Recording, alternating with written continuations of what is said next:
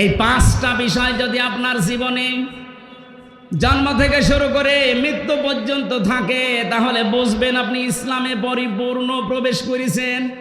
আর যদি চারটা থাকে একটা না থাকে আপনি আংশিক প্রবেশ করেছেন, এখনো পরিপূর্ণ হয়নি। আল্লাহ কি ইসলামে প্রবেশ করতে বললেন পুরাপুরি না আংশিক? এই পাঁচটা বিষয় যদি আপনার জীবনে জন্ম থেকে শুরু করে মৃত্যু পর্যন্ত থাকে তাহলে বুঝবেন আপনি ইসলামে পরিপূর্ণ প্রবেশ করেছেন। আর যদি চারটা থাকে একটা না থাকে আপনি আংশিক প্রবেশ করেছেন, এখনো পরিপূর্ণ হয়নি। আল্লাহ কি ইসলামে প্রবেশ করতে বললেন পুরাপুরি না আংশিক? কেউ যদি পুরাপুরি প্রবেশ করতে চায় তার প্রথম আলামত পাবেন এইটা, সে আনুগত্য করবে, আত্মসমর্পণ করবে। তাহলে প্রথম আলামতটা আমাদের ভেতরে আছে কিনা দেখি তো। আমাদের যিনি জাতির পিতা যার নাম বললাম তিনিও আনুগত্য করেছিলেন, আত্মসমর্পণ করেছিলেন। সূরা বাকারার 131 নম্বর আয়াতে আল্লাহ এই দলিল দিয়েছেন, ইদ ক্বালা লাহু রাব্বুহু আসলিম ক্বালা আসলামতু লিরাব্বিল আলামিন। হযরত ইব্রাহিমের কথা স্মরণ করো, যখন তার রব বলেছিলেন স্যালেন্ডার করো, আত্মসমর্পণ করো, তিনি সঙ্গে সঙ্গে বিনা প্রশ্নে বিনা চিন্তা ভাবনায় বলেছিলেন আমি মহান রব্বুল ইজ্জাত ওয়াল জালালের কাছে আত্মসমর্পণ করলাম। আত্মসমর্পণ কেউ করলে তার জীবনে 7টা কাজ পাওয়া যাবে। কয়টা? না আপনারা শুনছেন না, এই শুনতেছেন? কেউ যদি ইসলামে প্রবেশ করে তার আলামত 5টা। কেউ যদি আত্মসমর্পণ করে প্রথমটা, তার জীবনে কয়টা কাজ পাওয়া যাবে? 7টা। বলেন বলেন। 1 নম্বরে আমাদের জাতির পিতা তিনি দেখাচ্ছেন, এর পরের আয়াতে আছে ওয়াসাসা বিহা ইব্রাহিম বানিহি ওয়া ইয়াকুব। স্মরণ করো ওই সময়ের কথা যখন তোমাদের জাতির পিতা হযরত ইব্রাহিম তার সন্তান, তার যারা সন্তান ছিল তাদেরকে তিনি ওসিয়ত করেছিলেন, উপদেশ দিয়েছিলেন। এমনকি ইয়াকুব নবীও কি দিয়েছিলেন?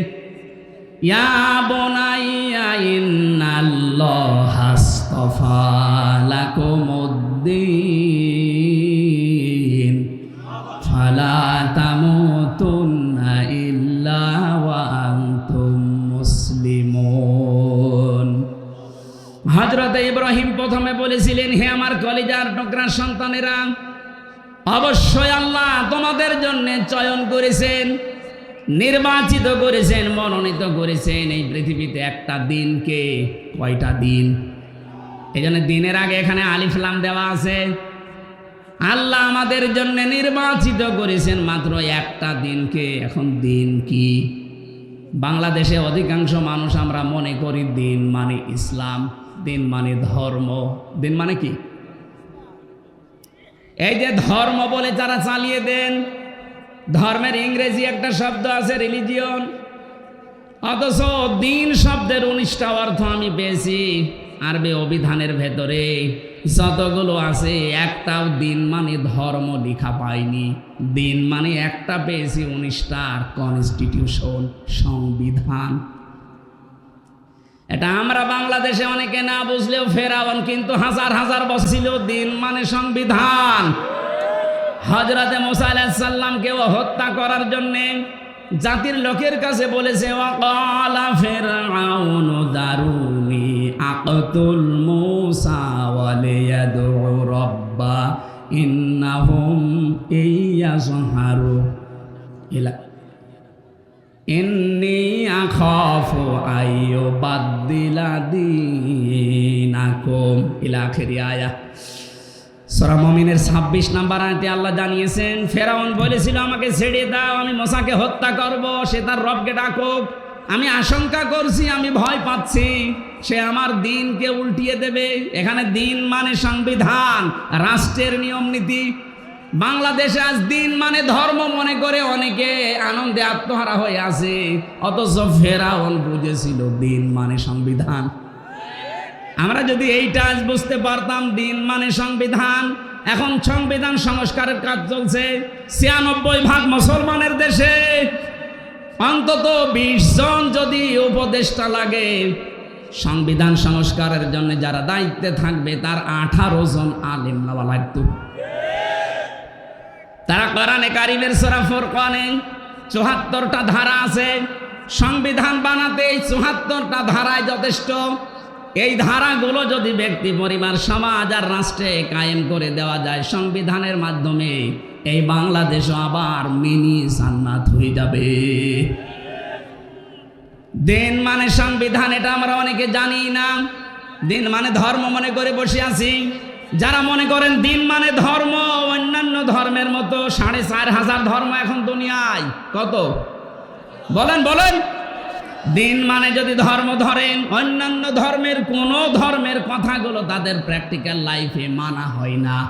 কিন্তু আমাদের দিনে, ধর্মে, আমাদের কনস্টিটিউশনে, সংবিধানে যে কথাগুলো আছে এগুলো যেখানেই পড়বেন, যেখানেই সেট করবেন, ওইটা আপনার বাস্তব জীবনে আগে মিলানো লাগবে। আপনি নামাজে দাঁড়িয়ে যদি বলেন ইন্নাদ-দীনা ইনদাল্লাহিল ইসলাম, ওইটা আপনার প্র্যাকটিক্যাল লাইফে থাকা লাগবে। যারা বলে আমাদের আল্লাহর নিকটে একমাত্র জীবন ব্যবস্থা ইসলাম, তারা ইসলামের বাইরে বিয়ে শাদী করতে পারবে না। কথা বলে না কেন? এই যে বিয়ে শাদীতে যারা আজ অলিমা বাদ দিয়ে আর যারা বরযাত্রী খাওয়ার নিয়ম নীতি বানিয়েছেন, এটা ইসলাম না ইসলামের বাইরে? বলেন বলেন। অমাইয়াবতাগি গায়রাল ইসলামি দীনান ফালা ইউকবালা মিন। এই পৃথিবীতে ইসলামের নিয়ম নীতি বাদ দিয়ে অন্য কোন নিয়ম দিয়ে কেউ যদি আমি আল্লাহকে রাজি করতে চাই, ফালা ইউকবালা মিন, ওর জীবনের কোনো ইবাদত বন্দেগী কবুল হচ্ছে না, হবে না। বলেন নাউজুবিল্লাহ। এই জীবনের ভেতরে বিয়ে শাদী আছে না নেই? আরো জোরে বলেন তো, আছে না নেই? বিয়েতে আজ যারা ওলিমার সিস্টেম বাদ দিয়ে বরযাত্রী আরম্ভ করেছি আমরা, আমাদের বিয়ে কি ইসলামের ভেতরে না বাইরে? আজকে থেকে এই নিয়ম পাল্টাতে হবে। বিয়ে শাদী যদি করতে চাই, ছেলের বাড়িতে অনুষ্ঠান হবে, মেয়ের বাড়িতে না। আমি জানি আপনি মানবেন না, আমি বারবার বলছি, কারণ আমার 3টা মেয়ে, ছেলে নেই। দাদা আমারে বাঁচা লাগবে না। আমি যা করেছিলাম, আমার শ্বশুর তো পেছনে আছে, যা করেছি ওটা বাদ, আমি যেন ধরা না খাই। আমাদের এই সিস্টেম ইসলামের ভেতরে নিয়ে আসা লাগবে। বিয়ে থেকে শুরু করে একেবারে আন্তর্জাতিক জীবন পর্যন্ত ইসলামের বাইরে যেটা, ওটা আমরা মানি না। কথা বলেন ঠিক কিনা? এটা যদি শুধু বিয়ে শাদী হয়, এর বাইরে আর কিছু ইসলামে নেই। বলেন। এই যে অর্থনীতি আজ ধ্বংস হয়ে গেছে, এস আলম গ্রুপ ইসলামী ব্যাংক থেকে ৭৫,০০০ কোটি টাকা আত্মসাৎ করেছে। আমাদের যদি ইসলামী অর্থনীতি দিন মনে হয়, এটা জীবন ব্যবস্থার ভেতরে মনে হয়, আজকে থেকে সুদ ভিত্তিক অর্থনীতি যত ব্যাংকিং ব্যবস্থা আছে সব ছেড়ে দেওয়া দরকার। সে সোনালী হোক, রূপালী হোক, চৈতালি হোক, যাই হোক, ইমানের দাবি পূরণের জন্য ইসলামী ব্যাংকে কারবার করেন। প্রশ্ন আসতে পারে, এটা কি সুদমুক্ত? যতদিন জাকাত ভিত্তিক অর্থনীতি রাষ্ট্রীয়ভাবে কায়েম না হবে, ততদিন পর্যন্ত এ দেশে ফেরেশতাও যদি ব্যাংক খোলে, সেও সুদ খাবে। তারপরে ওরা চেষ্টা চালিয়ে যাচ্ছে, ওদের যে ইসলামের যে অর্থনীতির নিয়ম নীতিগুলো আছে, বায়ে সালাম, বায়ে মুআজ্জাল, বায়ে ইস্তেসনা, মশারাকা, মদারাবা, মোরাবাহা, এটা আবার প্রকার প্রকার ভাগ করা আছে।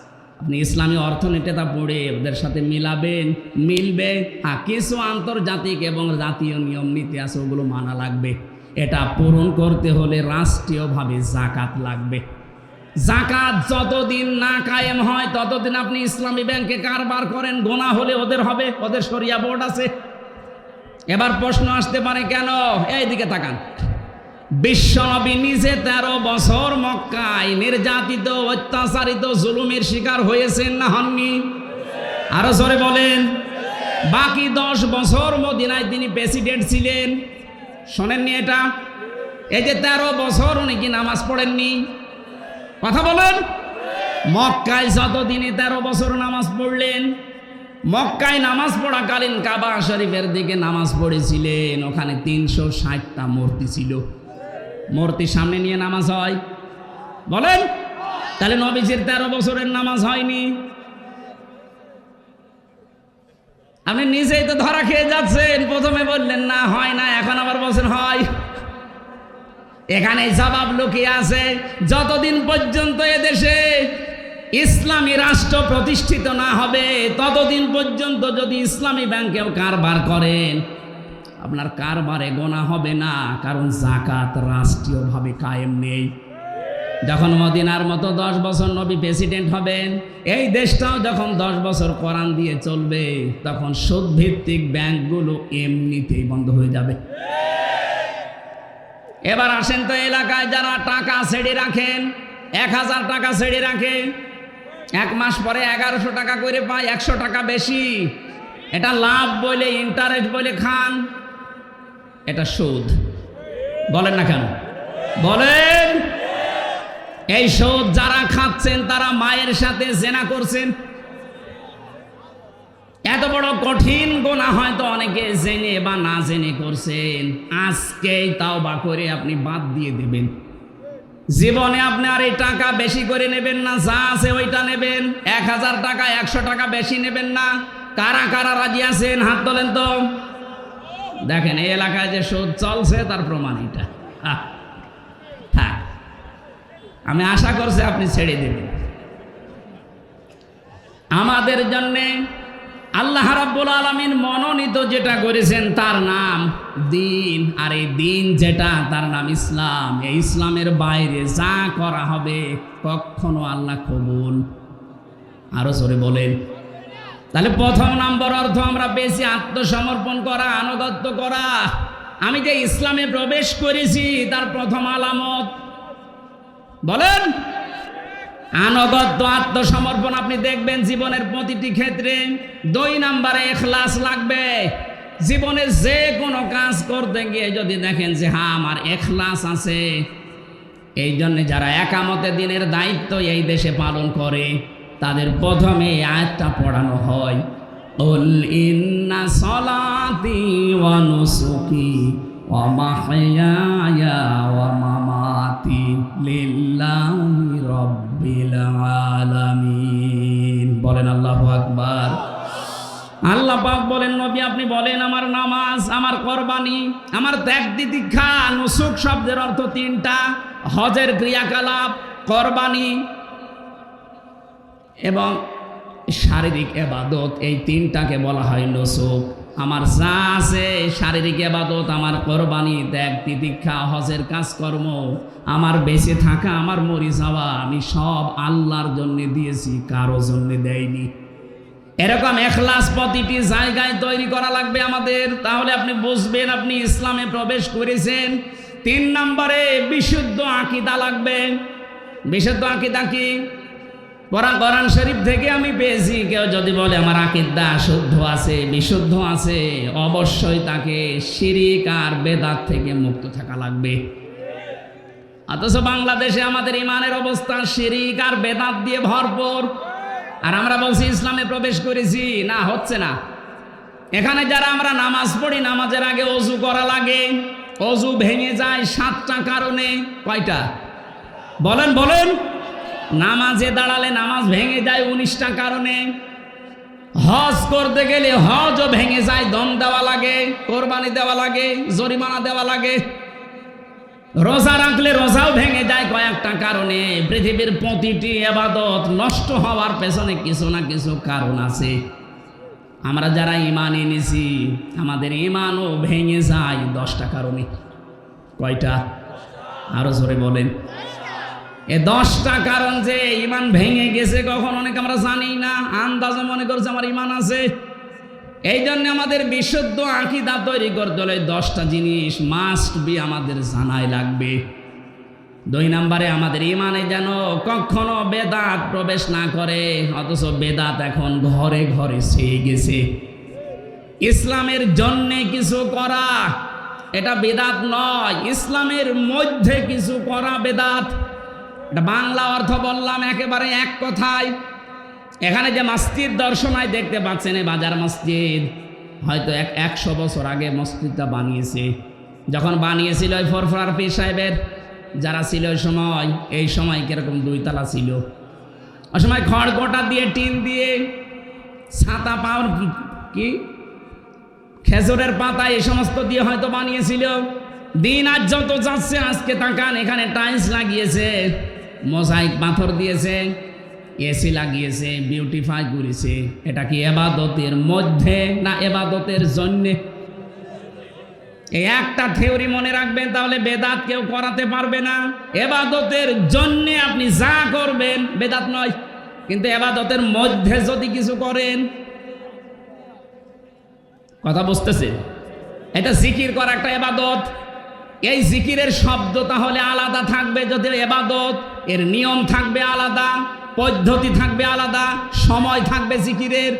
কোরআনে কারিমে সূরা আরাফের 205 নম্বর আয়াতে আল্লাহ দলিল দিয়েছেন।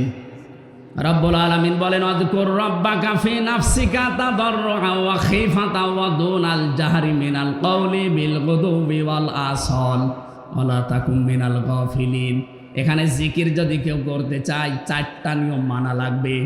1 নম্বরে মনে মনে, 2 নম্বরে ভীত সন্তুষ্ট হয়ে, 3 নম্বরে উচ্চ আওয়াজ বাদ দিয়ে,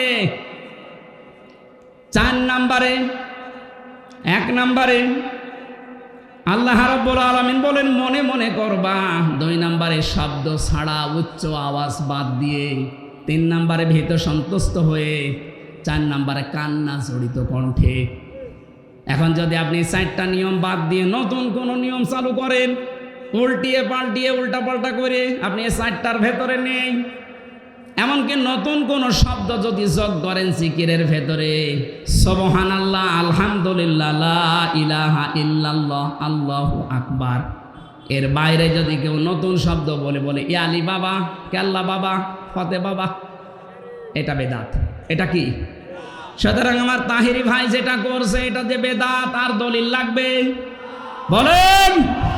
এরপরেও যদি কেউ সতর্ক না হন, আমার কিছু করার নেই। তাহলে আমাদের আকীদা শুদ্ধ করার জন্য 2টা পদ্ধতি মাস্ট বি মানা লাগবে। শিরিক এবং বেদাত মুক্ত হওয়া লাগবে আমাদের ঈমান।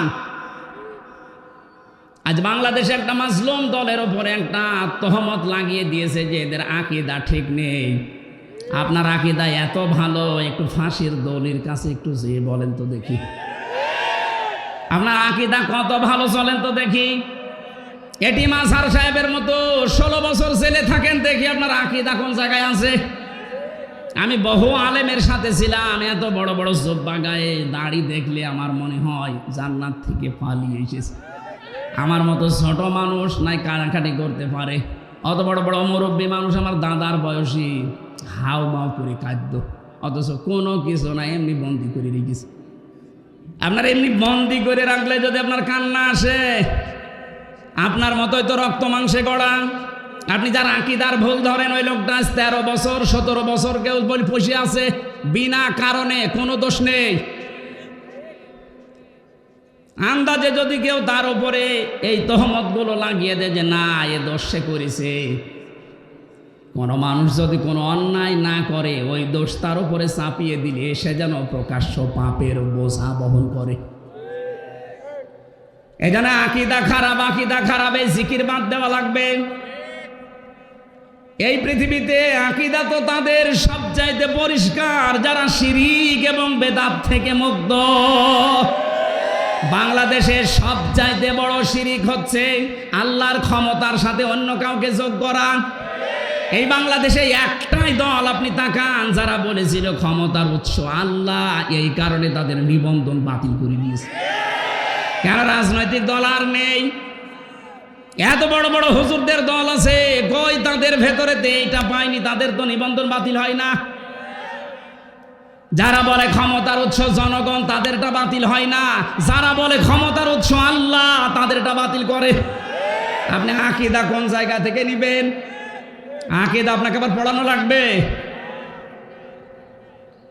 যে মানুষগুলো আল্লাহর অস্তিত্বে হাত দিয়েছিল, যে ক্ষমতার উৎস আল্লাহ, এ কথা বলার কারণে যাদের নিবন্ধন বাতিল হয়ে গিয়েছিল, মাত্র 5 দিনের ব্যবধানে আল্লাহ তাদেরকে বাতিল করে দিয়েছে। 4 নাম্বারটা পেয়েছি আমি। কেউ যদি মনে করে আমি ইসলামে পরিপূর্ণ প্রবেশ করেছি, তাহলে তার চরিত্র হবে উত্তম চরিত্র। এই 53 বছরে প্রমাণ হয়ে গেছে বাংলাদেশে সবচাইতে চরিত্রের মানদণ্ডে উত্তীর্ণ যারা একামতে দ্বীনের দায়িত্ব পালন করে। এদের ভেতরে দুর্নীতি নেই, এদের ভেতরে জেনাখার নেই। এই কথা বলে না কেন? এমনকি বিড়ি খোরও পাবেন না। এর চাইতে আবার কি প্রমাণ লাগবে আপনার?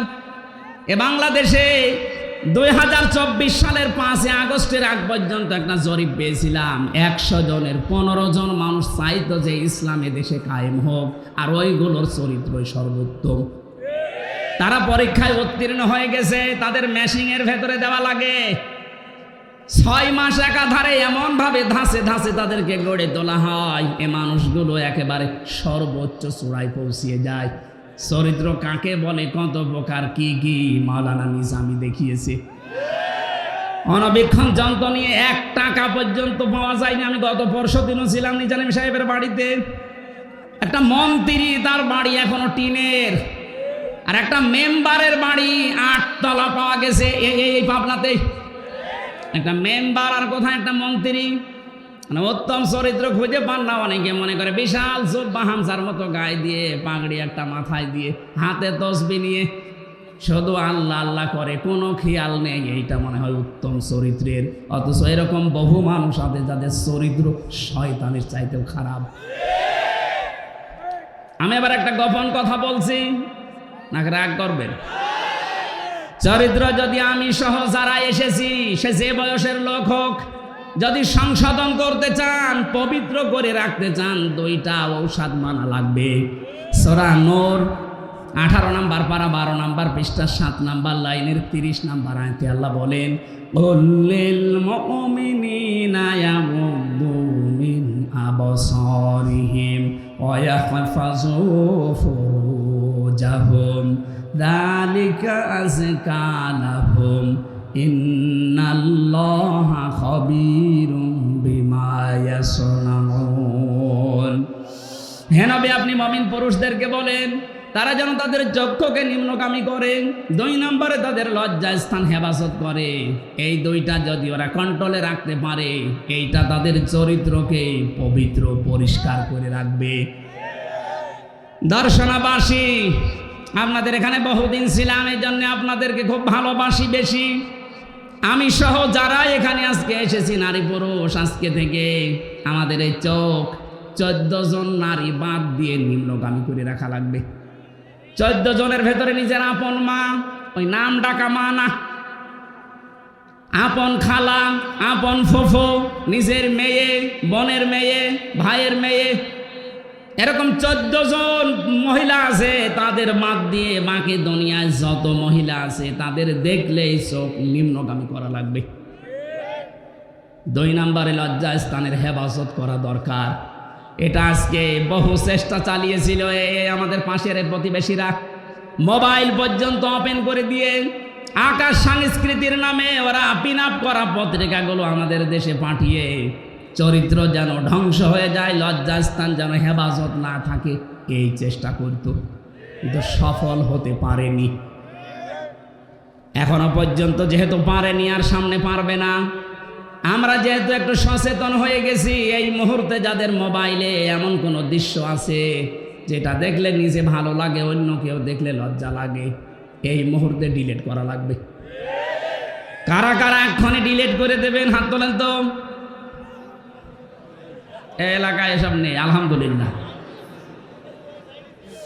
এই 2টা যদি আমরা সত্যিই করতে পারি, উত্তম চরিত্রের একেবারে জায়গা মতো চলে যাওয়া যাবে।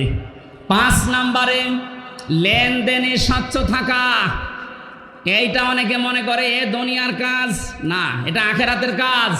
আপনি ইসলামে পরিপূর্ণ প্রবেশ করেছেন কিনা তার প্রমাণ এই 5 নাম্বার। আপনি লেনদেনে স্বচ্ছ থাকবেন। আজ হাজারো মানুষ দেখি কোনো দোকানে যদি একবার বাকি করে, ও জীবনেরও দোকানের সামনে যায় না। আপনার লেনদেন স্বচ্ছ থাকা লাগবে। কারো কাছ থেকে আপনি বাকি নিয়েছেন, ধার নিয়েছেন, নির্ধারিত সময়ে শোধ না দিয়ে খালি ঘোরান, আর টাকা চাইলে বলেন কয় টাকা পাও, কয় টাকা পাও মানে আপনি টাকা নিয়েছেন, টাকা শোধ দেবেন না কেন? আপনার নামাজ, রোজা, যাকাত, হজ সব মাঠে মারা যাবে। লেনদেন স্বচ্ছ থাকা, এটা ইসলামে প্রবেশ করার 5 নাম্বার আলামত। এটা আজ হাজারো মানুষের ভেতরে নেই। আমি 9টা বিষয় পেয়েছিলাম তাফসির থেকে, এখান থেকে 1 নাম্বারটা বলেছি। 2 নাম্বারে আমাদেরকে দ্বীনের সহযোগী হওয়া লাগবে। 3 নাম্বারে ভ্রাতৃত্ব মজবুত করা লাগবে। 4 নাম্বারে হিংসা বিদ্বেষ ঝগড়া বিবাদ থেকে দূরে থাকা লাগবে। 5 নাম্বারে দুনিয়ার ভোগ বিলাস কমিয়ে দেওয়া লাগবে।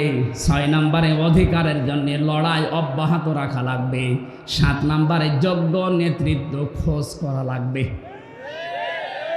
এইটা দরকার এখন সবচাইতে বেশি। যোগ্য নেতৃত্ব খোঁজ করার দায়িত্ব আল্লাহ দিয়েছেন আমাদের। বানি ইসরাইলি আছে,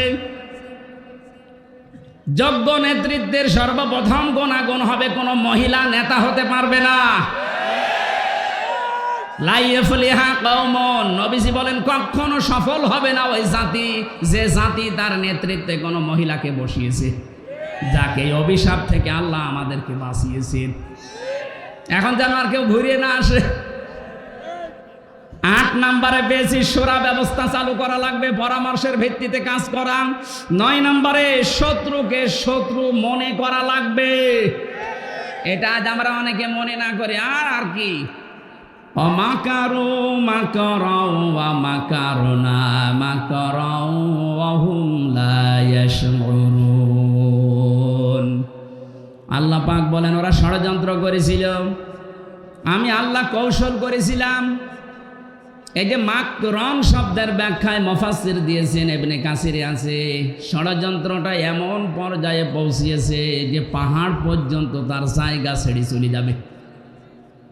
এই 15.5 বছরের যে ষড়যন্ত্র, যতগুলো আপনি হয়তো খেয়াল করেননি সূক্ষ্মভাবে, এমন জায়গায় তারা পৌঁছিয়েছে একটা জাতিকে পুরা নাস্তিক বানাতে যা লাগে সব পায় তারা করেছিল। এমনকি সমকামিতা পর্যন্ত দেশে জারি করার সব লাইন খোলা ছিল।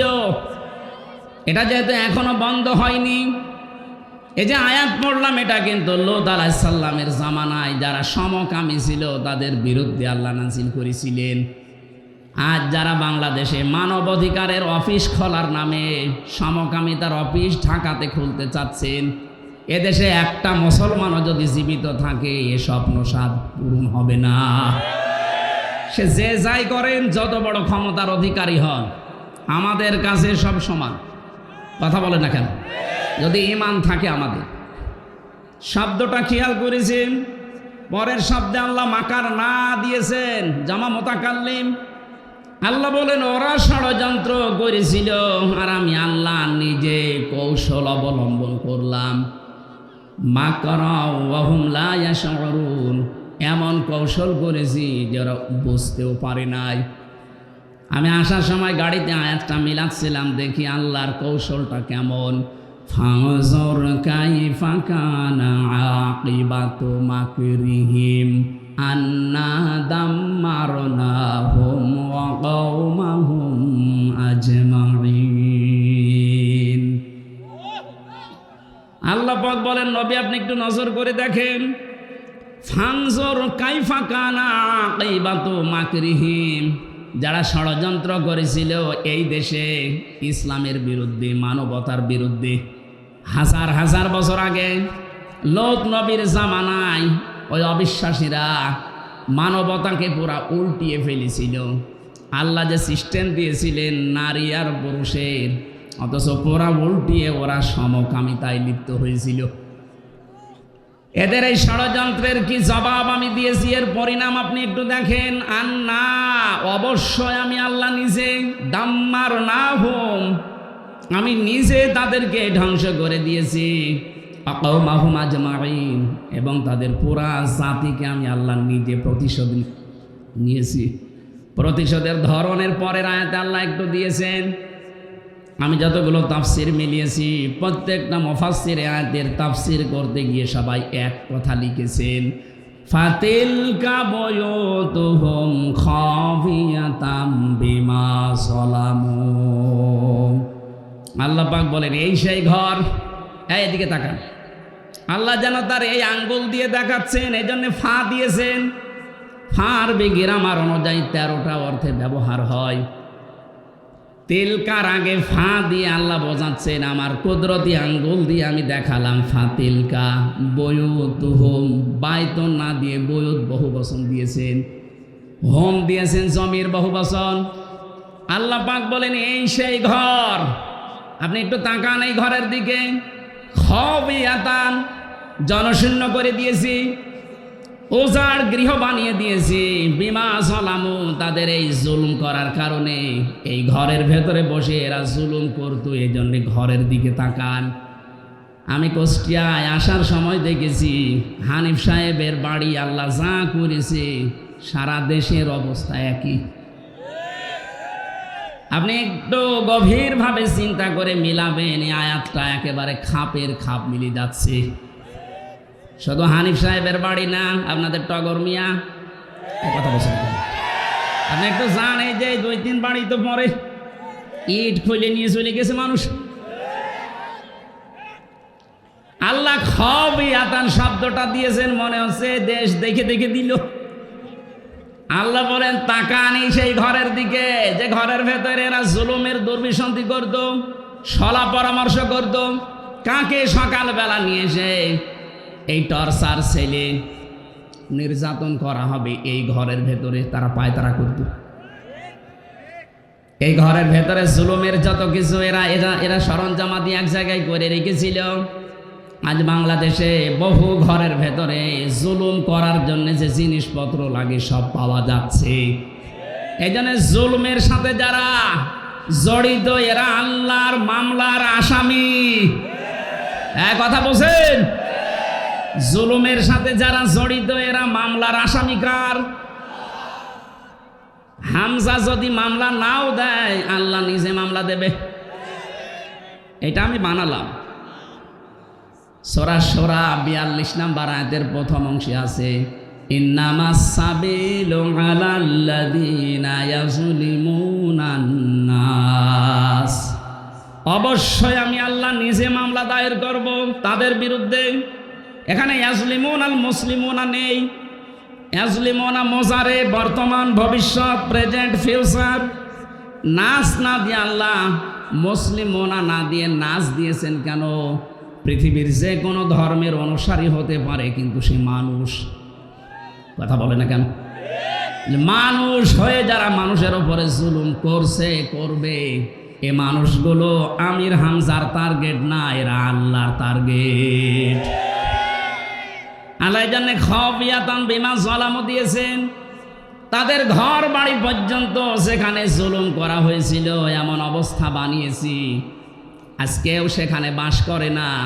আমার মনে হয় অনেক বাড়িয়ে বাংলাদেশে এখন জাতীয় টয়লেট হয়ে গেছে। গত পরশুদিন দেখলাম পেপারে, ঢাকার ওই বাড়িতে সেখানে এক নজর দেখার সঙ্গে সঙ্গে অনেকে আবেগ নিয়ে চুমা দিত। কি আপনি দেখেননি এর আগে কত মানুষ সেখানে এক নজর দেখতে পারলে চুমা দিত? অথচ এখানে এখন দেখলাম এই 2 দিন আগের পেপারে অনেকে দলবদ্ধ হয়েছে, পোশাক করছে।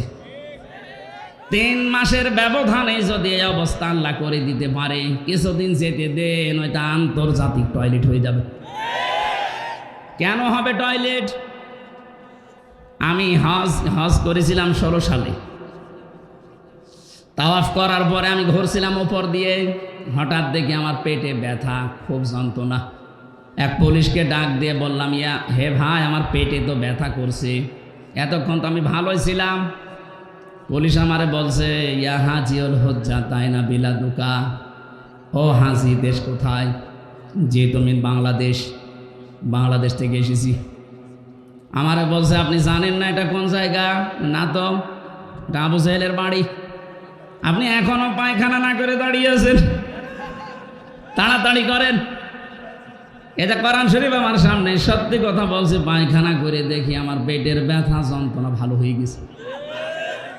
আল্লাহ মনে হচ্ছে আমারে জানাতে চেয়েছে, হামজা, এত টাকা খরচ করে 6000 কিলোমিটার পাড়ি দিয়ে আসলে, আরে শয়তানের বাড়ি পায়খানা না করে চলে যাবা, তাড়াতাড়ি করো।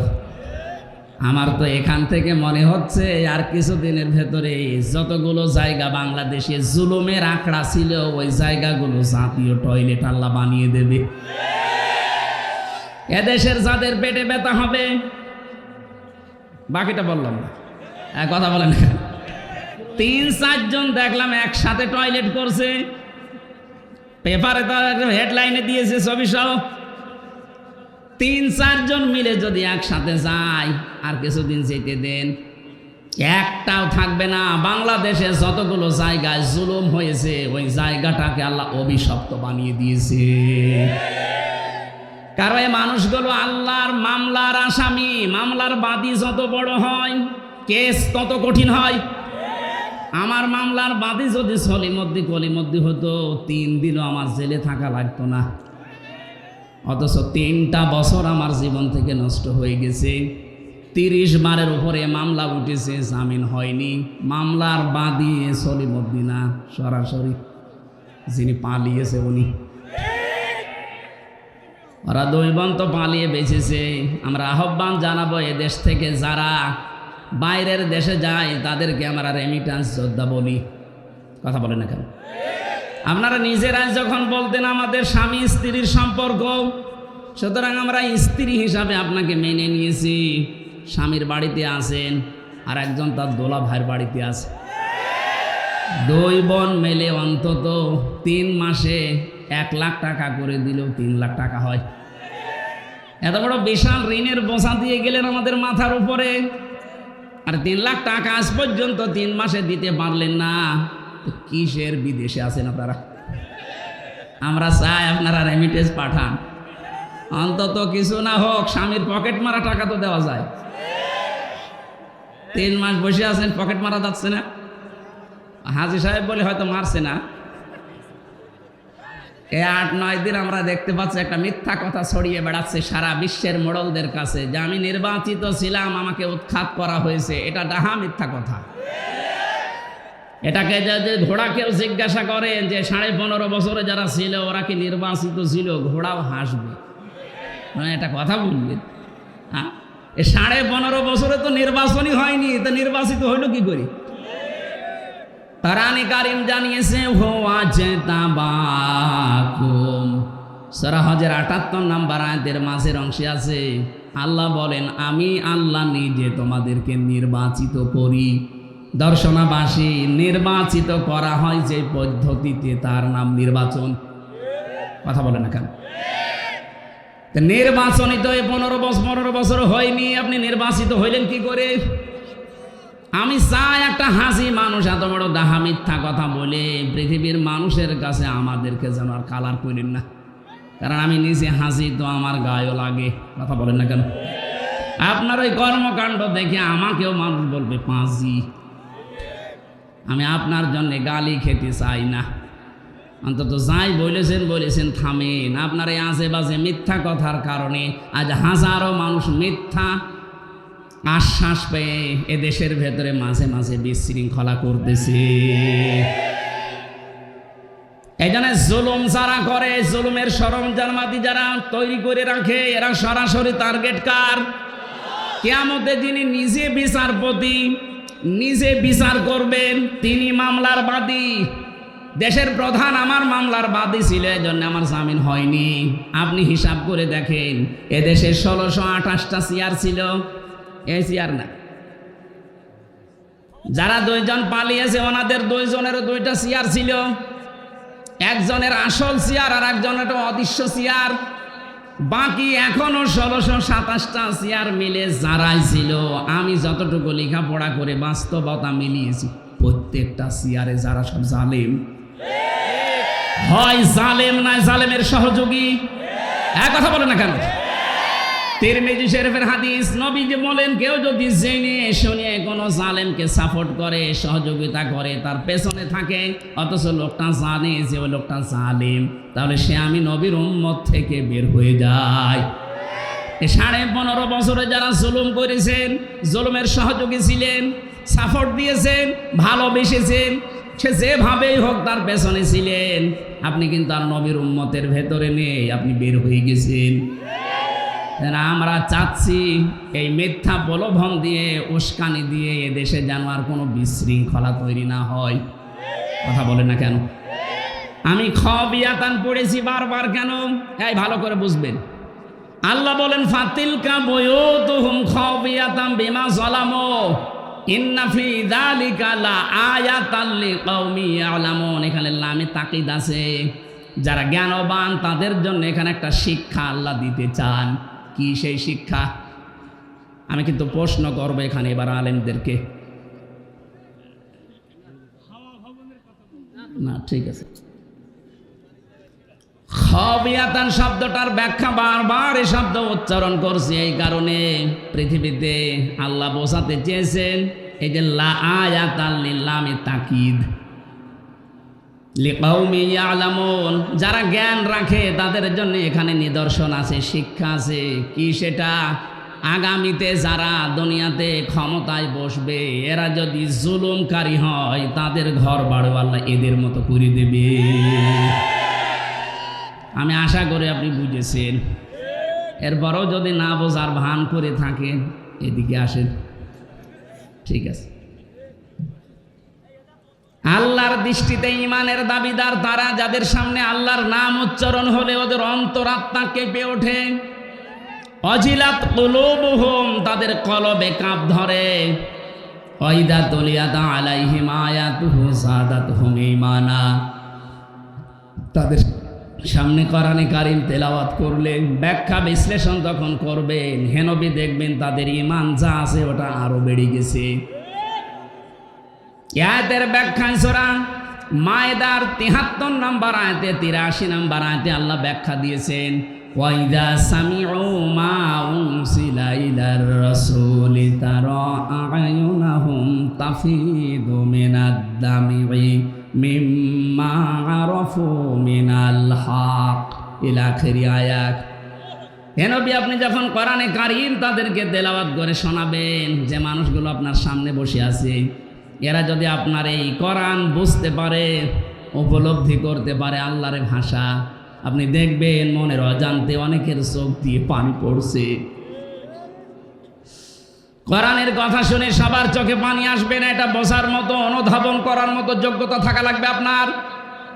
আপনি দেখবেন যারা স্থিরভাবে কোরআনে কারীমের কথাগুলো উপলব্ধি করার নিয়তে শুনছে, আপনি তাদের চোখের দিকে তাকিয়ে দেখবেন মনের অশান্তি কখন তারা কেঁদে ফেলেছে তারাও জানে না। এজন্য ঈমান যাদের আছে মাস্ট বি কোরআনের আলোচনায় তাদের ঈমান বাড়বে। এ কথা কার? এখন যদি বলেন আমার ঈমান তো বাড়ে না, আপনার ঈমান থাকলে তো বাড়বে। প্রশ্ন আসতে পারে আমার ঈমান আছে কি না আমি কি করে টের পাবো? সাহাবী প্রশ্ন করলেন হে নবী আমার যে ঈমান আছে কিভাবে আমি টের পাবো? বিশ্বনবী বলেন ইদা সাররাতকা হাসানাতুকা ওয়া সাতকা সাজ্জিয়াতুকা ফান্তা মুমিন, যখন তোমার ভালো কাজগুলো তোমাকে আনন্দ দেবে, অন্যায় কাজগুলো করলেই ভেতর থেকে একটা বাধা আসবে, তোমার কষ্ট লাগবে, ফান্তা মুমিন, তখন বুঝবে তোমার ঈমান আছে। দর্শনবাসী ভালো কাজ সবার কাছে 15.5 বছরে ভালো লাগে নাই। কথা বলেন না কেন? আমি জেলে যাওয়ার আগে 19 সালে এখানে আসার জন্যে ওনারা সব আয়োজন কমপ্লিট করেছিল, যেদিন আসবেন তার একদিন আগে আপনি মানা করে দিলেন। এ কাজটা কি খারাপ কাজ ছিল না ভালো কাজ ছিল? কাজটা তো ভালো কাজ ছিল, কোরআনের প্রচার করা। আপনি কোন নিয়তে এটা বন্ধ করে দিলেন? স্যার বলছিলেন যে আমির হামজা বাদ দিয়ে অন্য হুজুর নিয়ে আসলে হতো। কি অন্য হুজুর এসে আপনার বাবার কথা বলবে? এই জন্য ভালো কাজ যে মানুষগুলোর ভালো লাগে নাই, এটা যে বন্ধ করা অন্যায় ছিল, আপনার কাছে অন্যায় মনেও হয়নি। কথা বলেন না কেন? অন্যায় তো মনে হয়নি, আর আপনি আনন্দ দিয়ে বাধা দিয়েছেন। আপনি নামাজ পড়তে পারেন, রোজা রাখতে পারেন, হজ করে আসতে পারেন, মাদ্রাসার সভাপতি হতে পারেন, আপনার ঈমান নেই। এটা আমি একটু বেশি বলে ফেললাম। না না, কিসের বেশি, কম হয়ে গেছে। আপনার ঈমান নেই আসলে। মুসলিম, ও লোকটা যদি নামাজও পড়ে রোজা রাখে বলে আমি মুসলমান, এরপরে ও লোকটার ঈমান নেই। বলেন নাউজুবিল্লাহ। নবীজি কোরআন আবু জেহেলের সামনে পড়েছিলেন, আবু বকরের সামনেও পড়েছিলেন। হযরতে আবু বকর কোরআন শুনে তার ঈমান বেড়ে গেছে, আর একই কোরআন আবু জেহেল শোনার পরে তার শয়তানি বেড়ে গেছে। এখানে আবু বকরের মতো মন নিয়ে বসলে আপনার ঈমান বাড়বে, কথা বলে না কেন? আর যদি আবু জেহেলের মতো মন নিয়ে বসেন, আমির হামজা না বাইজিদ না, ওদের বাবারা বললো আপনার ঈমান বাড়বে না, আপনার শয়তানি বাড়বে। এখন দেখেন কার শয়তানি বাড়ে। ওয়ালা রব্বিহিম ইয়াতাওয়াক্কালুন। বাড়ি যাওয়ার আগে ওই মানুষগুলো সিদ্ধান্ত নিয়ে যাবে, আয় আল্লাহ তাআলা, দুনিয়ায় যতদিন আছি তোমার উপরে ছাড়ার কারো উপরে ভরসা করব না। জোরে বলেন আল্লাহু আকবার। আমরা এই শ্রোতা হতে চাই, আল্লাহ আমাদেরকে এই মানে যেন উত্তীর্ণ করেন, বলেন আমিন। দরুদ আর সালাম পড়ছি, খুব খেয়াল করে শুনবেন, আমি গতানুগতিক কথা বলি না। সালাম পড়ছি এক নবীর উপরে। দুনিয়ায় যত নবী আল্লাহ পাঠিয়েছেন প্রতিটি নবীর কাছে অঙ্গীকার নিয়েছিলেন, আল্লাহ ওয়াদা নিয়েছিলেন এই নবীর উপরে লা তুমিনুন্না বিহি ওয়ালা তানসুরুন্না, তাকে যদি তোমরা পেয়ে যাও তারপরে ঈমান আনবা। লামে তাকিদ নুনে সাকিলা, কত বড় গ্যারান্টি দিয়েছেন আল্লাহ। অবশ্যই তার প্রতি ঈমান আনা লাগবে, তাকে সাহায্য করা লাগবে। ক্বালু আকরারনা, তোমরা স্বীকার করলে। যত মানুষ, ওই যত নবী আল্লাহ নিয়েছেন দুনিয়ায়, প্রত্যেকের কাছে স্বীকৃতি। ওয়াইযা খাযাল্লাহু মিসাকান নাবিয়্যিন, বহু বচন দিয়েছেন। আল্লাহ বলেন প্রতিটি নবী এই স্বীকৃতি দিয়েছিল, ক্বালু আকরারনা, আমরা স্বীকার করলাম। এই আয়াতটা কেন পড়লাম? আলিফ থেকে ইয়া পর্যন্ত যতগুলো অক্ষর আল্লাহ দিয়েছেন কোরআন আমাদের শেখানোর জন্য, আমরা যেটা দেখি প্রতিটি অক্ষরের ভেতরে আমার নবীর নাম এবং সম্মান গুণগান লুকিয়ে আছে। আলিফ দিয়ে আল্লাহ বোঝাতে চেয়েছেন, আলিফ দিয়ে আমার নবী আহমদ, বা দিয়ে তিনি বাশির, তা দিয়ে তিনি মুত্তাকি, সা দিয়ে তিনি মুদ্দাসির, জিম দিয়ে তিনি জামিন। এরকম প্রতিটি অক্ষর বলতে বলতে ইয়াই গিয়ে আল্লাহ ডাক দিয়েছেন ইয়াসিন। আল্লাহ বলেন হে নেতা, আল্লাহর ঘোষণা দেওয়ার নেতা এই পৃথিবীতে মাত্র একজন। এ শব্দটা শোনার পরে আমার মনে হয় অনেকের মনে এখন উকিঝুঁকি দিচ্ছে, মনে হয় রাজনীতি করবে না। এটা যদি শুধু দুনিয়ার সাথে সম্পৃক্ত হয়তো আমি বলতাম না, এটা সম্পর্ক আখিরাতের সাথে।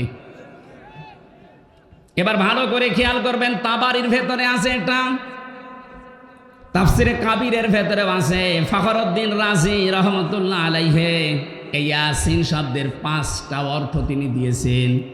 সিন মানে সাজ্জিদুল আলামিন, সিন মানে সাজ্জিদুল বাশার, সিন মানে সাজ্জিদুল কাউনাইন, সিন মানে সাজ্জিদুল আম্বিয়া, সিন মানে সাজ্জিদুল মুরসালিন। এক একটা শব্দের ভেতরে তাফসিরে কাবিরে লক্ষ লক্ষ কথা মুফাসসির লিখেছেন। এই 5টা শব্দের অর্থও যদি করা হয় 5 ঘন্টা লাগবে। এজন্য আমি সামারাইজ করে বলছি, আল্লাহর ঘোষণা দেওয়া নেতা দুনিয়ায় কয়জন? আরো জোরে বলেন। বারবার নেতা শব্দটা উচ্চারণ করছি কেন? এটা যদি দুনিয়ার সাথে শুধু শেষ হয়ে যেত, কসম আল্লাহর এই আয়াত পড়তাম না। এটা সম্পর্ক পুরাপুরি আখিরাতের সাথে। কারণ মরণের পরে যে বিচার ব্যবস্থা আরম্ভ হবে, আল্লাহ পাকের বিচার ব্যবস্থা 3 ধাপে থাকবে। কয় ধাপে? আমাদের বাংলাদেশে বিচার হয় কয় ধাপে? 4 ধাপে। এখানে অ্যাডভোকেট আছে যারা চুয়াডাঙ্গার ম্যাজিস্ট্রেট কোর্ট থেকে যদি আপনার বিরুদ্ধে রায় আসে, আপনি কিন্তু বলতে পারবেন না যে না আমি মানি না, তাহলে রাষ্ট্রদ্রোহী মামলা হবে।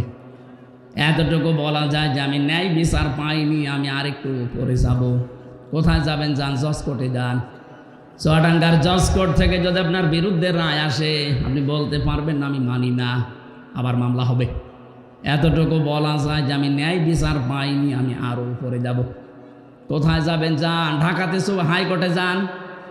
হাইকোর্টের 54টা বেঞ্চ আছে, যে কোনো বেঞ্চে আপনার মামলা তুলবেন। ওখান থেকে যদি আপনার বিরুদ্ধে রায় আসে, আপনি বলতে পারবেন না আমি মানি না। এতটুকু বলার ক্ষমতা আছে যে আমি ন্যায় বিচার পাইনি, আমি আরও উপরে যাব। কোথায় যাবেন? যান সুপ্রিম কোর্টে যান। ওখানে আবার 2 ভাগ আছে। এই যে 4টা বাংলাদেশের বিবাহ ব্যবস্থায় ধাপ আছে কয়টা? আল্লাহ বলেন কিয়ামতের দিন আমিও বিচার ব্যবস্থা সাজাবো, ধাপ দিয়েছি 3টা। প্রথম ধাপেই মানুষকে আপনার সামনে দাঁড় করাবো স্রেফ একা একা। এখান থেকে শিক্ষা পাবেন একটা, সূরা মারিয়ামের 95 নম্বর আয়াতে আছে ওয়া কুল্লুহুম আতিহি ইয়াউমাল কিয়ামাতি ফারদা। আল্লাহ বলেন কিয়ামতে প্রতিটি মানুষকে আমার সামনে দাঁড় করাবো বিচারের জন্য প্রথম ধাপে একা একা। কয়জন করি বলেন বলেন? কি বুঝলেন এখান থেকে? এই বাংলাদেশ, ভারত আর পাকিস্তান, এই 3টা দেশে এই ঝামেলাটা আছে। বহু মানুষ আজ পীরের নামে, দরবেশের নামে ধোঁকা দিয়ে অনেককে বোকা বানিয়ে এই শিক্ষা দিচ্ছে, তোর কোনো চিন্তা নেই, কিয়ামতের দিন আমি আছি, তোকে বাঁচিয়ে দেব। এমনকি অনেকে এই বিশ্বাস নিয়ে কথা বলেও ফেলে, কিয়ামতে আমার দাদা যান, আমার বাবা যান, লক্ষ লক্ষ মুরিদ নিয়ে হাজির হবে। এটা দেখা মিথ্যা কথা, কোরআনের আয়াতের সাথে মেলে না। কোথায় পেয়েছেন এই ভণ্ডামি? কিয়ামতে আল্লাহ আপনাকে ডাকবে বিচারের জন্য কয়জন করে? আলেম কত বসে আছে দেখেন তো। কুল্লুহুম আতিহি ইয়াউমাল কিয়ামাতি ফারদা, একা একা ডাকবে। এটা শুনে শেষ করে দিয়েছেন না? এখান থেকে শিক্ষা নেওয়া দরকার। কিয়ামতের কঠিন ময়দানে আল্লাহ কিন্তু আপনাকে একা ডাকবেন। এবার আপনি ভাবেন তো, আপনার এই 50 বছর, আমার যখন 33 বছর, যাদের 50, 60, 70 বছর, আপনি একটু পেছনের দিকে তাকিয়ে বলেন, এখনো যদি আপনি পটল তোলেন, চোখ বন্ধ হয়ে যায়, এই 70 বছর আল্লাহর সামনে দাঁড়িয়ে জবাব দেওয়ার মতো কায়দা আছে? এই জন্যই তো তাফসীর মাহফিলে আসা লাগে। খলিফাতুল মুসলিমিন হযরত ওমর রাদিয়াল্লাহু তাআলা আনহুর জীবনী পড়েছি। তিনি এই বিষয়টা নিয়ে এত সতর্ক থাকতেন, জবাব দেওয়া কিয়ামতে। কারণ একা একা ওঠা লাগবে, স্রেফ একা একা। সূরা ইনশিকাকের একটা আয়াতের তাফসিরে পড়তে গিয়ে বেশি, আল্লাহ যদি কাউকে মাফ করার ইচ্ছে করে, কিয়ামতে কোটি কোটি মানুষ থেকে আল্লাহ তাকে আস্তে করে আলাদা করে নেবে, কুদরতের চাদর দিয়ে ঢেকে ফেলবে। সামনে দাঁড়িয়ে জিজ্ঞাসা করবে, হামজা এই কাজগুলো করেছিলি? জবাব যখন দিতে থাকবে, হ্যাঁ আমি করে ফেলেছি, আমার ভুল হয়ে গেছে, আল্লাহ তুমি আমারে মাফ করে দাও, চোখের পানি, অনুশোচনা, অনুতপ্ত এগুলো দেখে আল্লাহ বলবেন, যা গোপনেই তোরে মাফ করে দিলাম।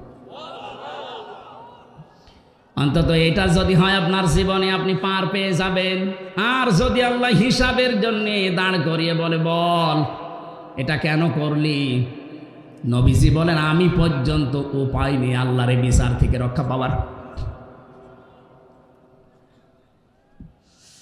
হযরত ওমর সন্তানটাকে ভর্তি করে দিলেন এরকম মাদ্রাসায়, মক্তবে।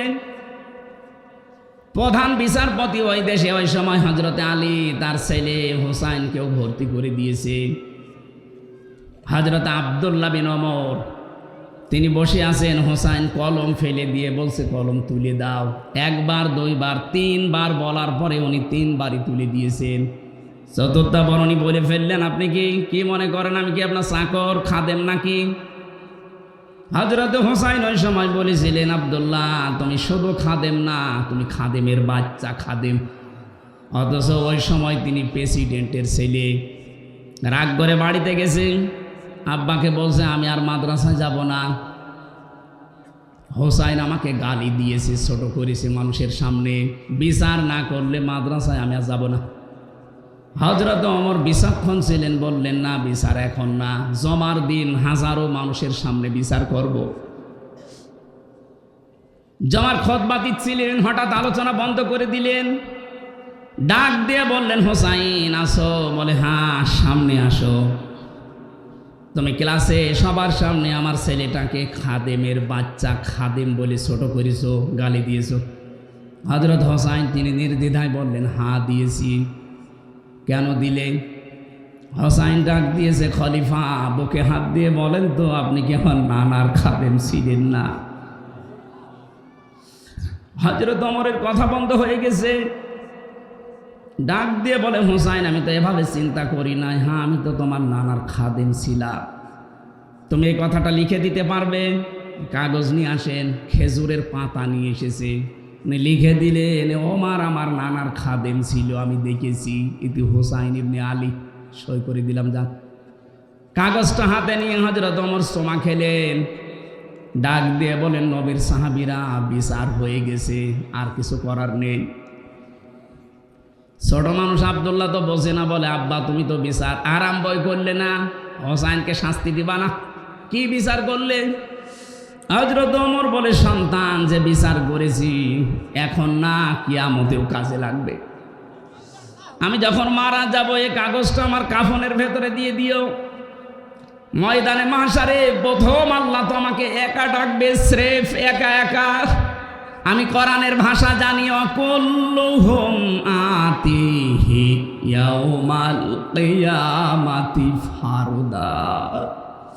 কিয়ামতে যখন আল্লাহ আমাকে একা ডাকবে, আমার জীবনের কিছুই যদি আল্লাহর ভালো না লাগে, পছন্দ না হয়, এই কাগজটা আল্লাহকে দেখাবো। রব্বুল আলামিন, একটু তাকিয়ে দেখো, এখানে তোমার নবীর নাতি লিখে দিয়েছে আমি নবীর খাদেম ছিলাম। এই ওসিলা হলো আজকে তুমি আমারে মাফ করে দাও। কিয়ামতের প্রথম বিচারে আমি কিন্তু বলেছি একা একা উঠবেন। কোনো বাবা, কোনো সন্তান, কোনো মা, কোনো হেতাকাঙ্ক্ষী, ফাসিলাতি হিল্লাতি তৌবি, তোমার জ্ঞাতি গোষ্ঠী দলের লোক কেউ থাকবে না, একা উঠতে হবে। সুতরাং আমাদের জীবন এখন থেকে পরিবর্তন করা দরকার। আমি যেন একা উঠে আল্লাহর সামনে আমার এই জীবনটার হিসাব দিতে পারি। কিয়ামতে এবার দ্বিতীয় বেচার ব্যবস্থায় আল্লাহর একা ডাকবেন না। ভালো করে শুনবেন। আমি যে বলছিলাম কেন এই নেতা শব্দটা বলছি, ইয়াউমা নাদউ কুল্লা উনাসিম বিইমামিহিম। সূরা বানী ইসরাঈল 15 নম্বর পারা 8 নম্বর পৃষ্ঠার 3 নম্বর লাইনের 71 নম্বর আয়াতের প্রথম অংশে আছে। এটা ফি জিলালিল কোরআনে তাফসিরে আছে। আল্লাহ পাক বলেন, কিয়ামতের দিন প্রতিটি মানুষকে এবার আর একা না, এবার ডাকবো তার নেতার সাথে। কার সাথে? আপনার বিবেক কি বলে বলেন তো? আপনি এতদিন যে নেতার পেছনে স্লোগান দিয়েছেন, যার পেছনে মিছিল দিয়েছেন, যাকে রায় দিয়েছেন, কিয়ামতে যদি ওই নেতা আপনার সামনে থাকে, তার পেছনে থাকবেন আপনি। আল্লাহর কসম, রাজনীতির কথা না, আপনি ধরা খাচ্ছেন এই জন্য বলছি। কিয়ামতে ওই লোকটার সাথে আপনি যদি ওঠেন, আপনার বিবেকে কি বলে আপনাকে আল্লাহ মাফ করবে বলে মনে হয়? কথা বলেন না কেন? আপনি এখনই বলছেন না, আপনি 100 ভাগ ধরা খাবেন। ও বলছে ঠিক।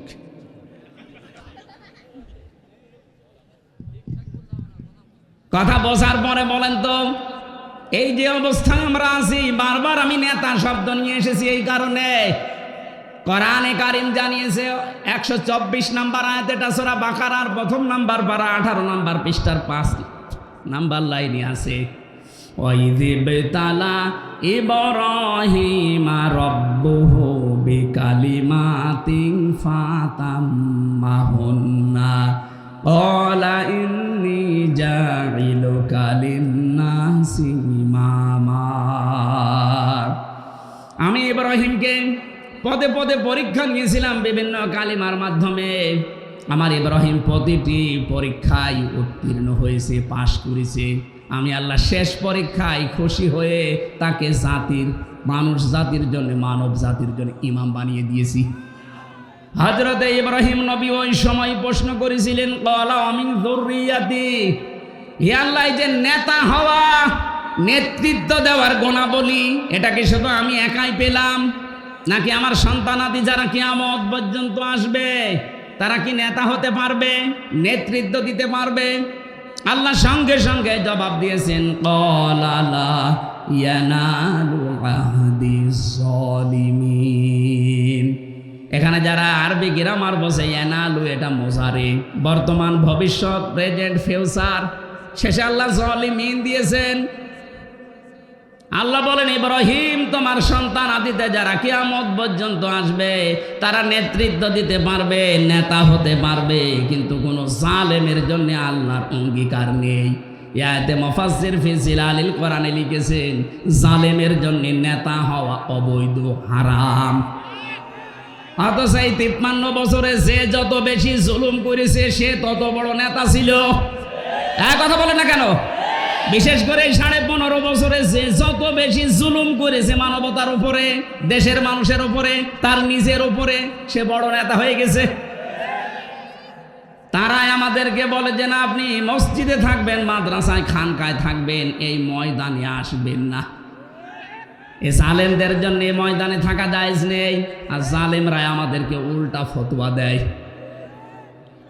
এই জন্য আপনার নেতা ঠিক করা লাগবে। আল্লাহর ঘোষণা দেওয়া নেতা যেহেতু একজন, তার আদর্শ মেনে দুনিয়ায় যারা চলে তারা আপনার নেতা। তার আদর্শের বাইরে যারা আছে তারা আপনার জন্য নেতা হতে পারে না। এখন আপনার বিবেকে যা বলে আপনি তাই করেন।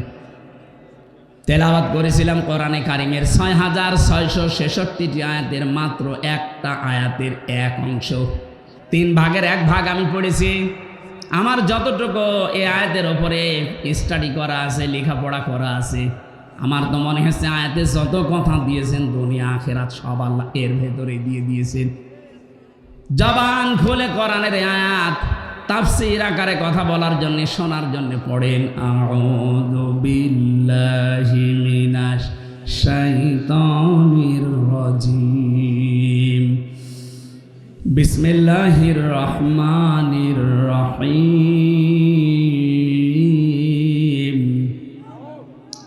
ইয়া আইয়ুহাল্লাযীনা আমানু দুখুলু ফিস-সিলমি কাফা।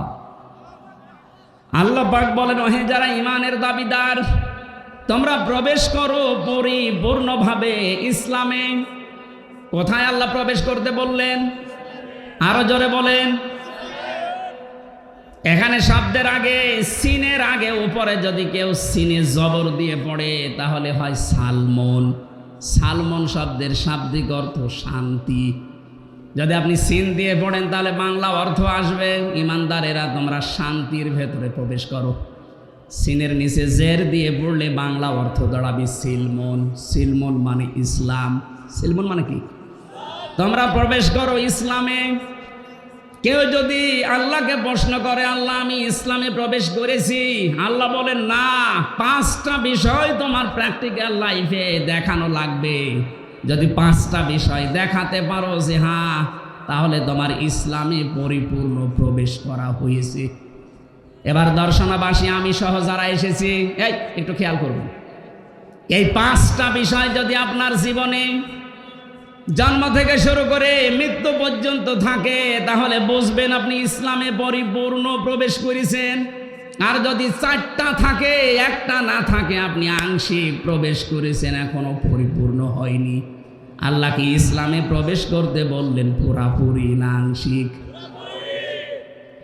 কেউ যদি পুরাপুরি প্রবেশ করতে চায় তার প্রথম আলামত পাবেন এইটা, সে আনুগত্য করবে, আত্মসমর্পণ করবে।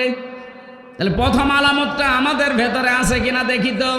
আমাদের যিনি জাতির পিতা যার নাম বললাম, তিনিও আনুগত্য করেছিলেন, আত্মসমর্পণ করেছিলেন। সূরা বাকারার 131 নম্বর আয়াতে আল্লাহ এই দলিল দিয়েছেন, ইদ ক্বালা লাহু রাব্বুহু আসলিম ক্বালা আসলামতু লিরাব্বিল আলামিন। হযরত ইব্রাহিমের কথা স্মরণ করো, যখন তার রব বলেছিলেন স্যালেন্ডার করো, আত্মসমর্পণ করো, তিনি সঙ্গে সঙ্গে বিনা প্রশ্নে, বিনা চিন্তা ভাবনায় বলেছিলেন আমি মহান রব্বুল ইজ্জাত ওয়াল জালালের কাছে আত্মসমর্পণ করলাম। আত্মসমর্পণ কেউ করলে তার জীবনে 7টা কাজ পাওয়া যাবে। কয়টা? না আপনারা শুনছেন না, এই শুনতেছেন? কেউ যদি ইসলামে প্রবেশ করে তার আলামত 5টা। কেউ যদি আত্মসমর্পণ করে প্রথমটা, তার জীবনে কয়টা কাজ পাওয়া যাবে? 7টা। বলেন বলেন। 1 নম্বরে আমাদের জাতির পিতা তিনি দেখাচ্ছেন। এর পরের আয়াতে আছে, ওয়াসাসা বিহা ইব্রাহিম বানিহি ওয়া ইয়াকুব। স্মরণ করো ওই সময়ের কথা যখন তোমাদের জাতির পিতা হযরত ইব্রাহিম তার সন্তান, তার যারা সন্তান ছিল তাদেরকে তিনি ওসিয়ত করেছিলেন, উপদেশ দিয়েছিলেন, এমনকি ইয়াকুব নবীও কি দিয়েছিলেন? ইয়া বুনাইয়া ইন্নাল্লাহা আসতাফা লাকুমুদ্দিন ফালা তামুতুন্না ইল্লা ওয়া আনতুম মুসলিমুন। হযরত ইব্রাহিম প্রথমে বলেছিলেন, হে আমার কলিজার টুকরা সন্তানেরা, অবশ্যই আল্লাহ তোমাদের জন্য চয়ন করেছেন, নির্বাচিত করেছেন, মনোনীত করেছেন এই পৃথিবীতে একটা দিনকে। কয়টা দিন? এই জন্য দিনের আগে এখানে আলিফ লাম দেওয়া আছে। আল্লাহ আমাদের জন্য নির্বাচিত করেছেন মাত্র একটা দিনকে। এখন দিন কি? বাংলাদেশে অধিকাংশ মানুষ আমরা মনে করি দিন মানে ইসলাম, দিন মানে ধর্ম। দিন মানে কি? এই যে ধর্ম বলে যারা চালিয়ে দেন, ধর্মের ইংরেজি একটা শব্দ আছে রিলিজিয়ন, অথচ দিন শব্দের 19টা অর্থ আমি পেয়েছি আরবি অভিধানের ভেতরে যতগুলো আছে, একটাও দিন মানে ধর্ম লেখা পাইনি। দিন মানে একটা পেয়েছি 19টার, কনস্টিটিউশন, সংবিধান। এটা আমরা বাংলাদেশে অনেকে না বুঝলেও ফেরাউন কিন্তু হাজার হাজার বছর ছিল দিন মানে সংবিধান।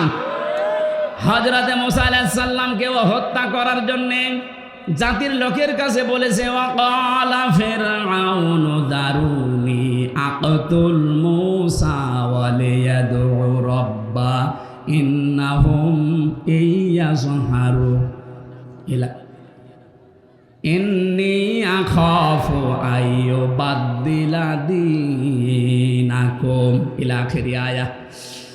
সূরা মুমিনের 26 নম্বর আয়াতে আল্লাহ জানিয়েছেন, ফেরাউন বলেছিল আমাকে ছেড়ে দাও, আমি মুসাকে হত্যা করব, সে তার রবকে ডাকুক। আমি আশঙ্কা করছি, আমি ভয় পাচ্ছি সে আমার দিনকে উল্টিয়ে দেবে। এখানে দিন মানে সংবিধান, রাষ্ট্রের নিয়ম নীতি। বাংলাদেশে আজ দিন মানে ধর্ম মনে করে অনেকে আনন্দে আত্মহারা হয়ে আছে, অথচ ফেরাউন বুঝেছিল দিন মানে সংবিধান।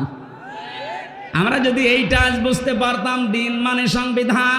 এখন সংবিধান সংস্কারের কাজ চলছে 96% মুসলমানের দেশে। অন্তত 20 জন যদি উপদেষ্টা লাগে সংবিধান সংস্কারের জন্য, যারা দায়িত্বে থাকবে তার 18 জন আলেম নেওয়া লাগতো।